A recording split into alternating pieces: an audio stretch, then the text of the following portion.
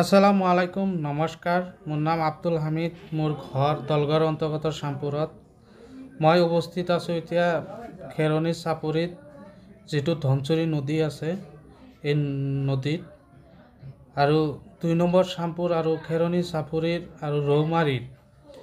যেটো ধনচুৰি ক্ষয়ক্ষতি কৰি আহিছে বিশেষ এককৈ আগত আৰু বেছি ক্ষয়ক্ষতি কৰিছে কিন্তু আজি অলপ পানী হোৱাৰ কাৰণত এতিয়া আমাৰ 2 নম্বৰ শ্যামপুৰ আৰু 4 নম্বৰতো পানী আহি আমাৰ কৃষিক মানুহক বহুত এটা এটো টাইমত পানীটো আহি কিনে বিশেষকৈ আমাৰ কৃষিক মানুহক ক্ষয়ক্ষতি সাধনটো বেছি কৰিলে আৰু যেটো ধনচুৰি নদীত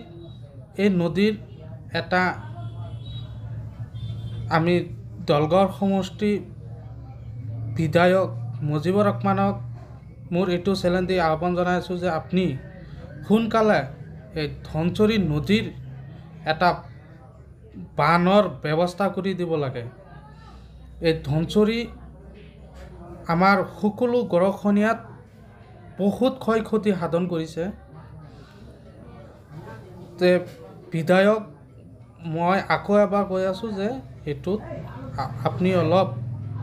আমাৰ ধনচুৰিৰ বানটো ব্যৱস্থা কৰি দিব লাগে তথা অসম চৰকাৰ ডক্টৰ হিমন্ত বিশ্ব শৰ্মা ছাৰক মোৰ হেতে চ্যালেঞ্জ দি আহ্বান জনাই আছো যে আমাৰ এই গৰখনিয়া জাগা অঞ্চলটোত অলপ নদীৰ ধনচুৰি নদীৰ বানৰ এটা ব্যৱস্থা কৰি দিব লাগে আৰু তথা জল বিভাগৰ পীযুষ হাজৰিকা ডাঙৰীয়া ছাৰক মোৰ এটো চ্যালেঞ্জ দি আহ্বান জনাইছো এই আমাৰ গৰখনিয়া অঞ্চলৰ এটা বানৰ বিহিত ব্যৱস্থা কৰি দিব লাগে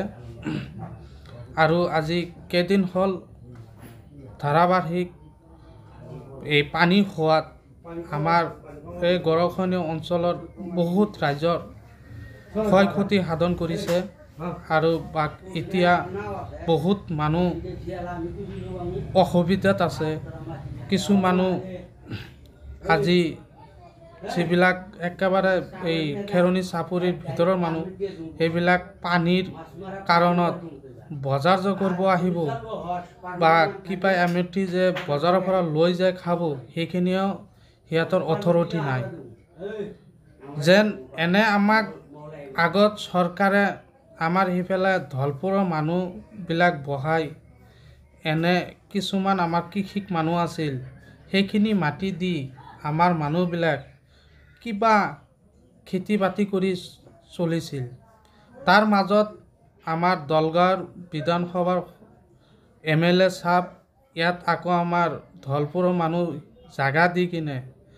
এতিয়া আমাৰ এনেকুৱা পৰিস্থিতি হৈছে আহন হিয়াতৰটো খোৱাৰ ব্যৱস্থা নাই আৰু আমাৰো এনেকুৱা হৈ গৈছে যে হিয়াতৰ নিচিনা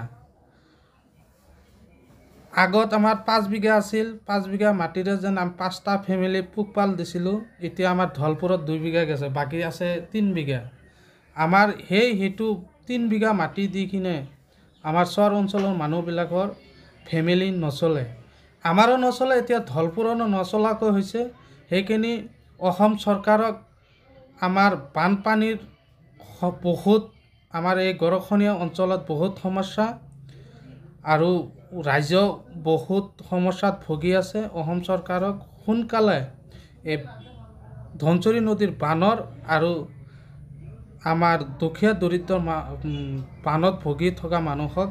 কিবা এটা সাহায্য প্ৰদানৰ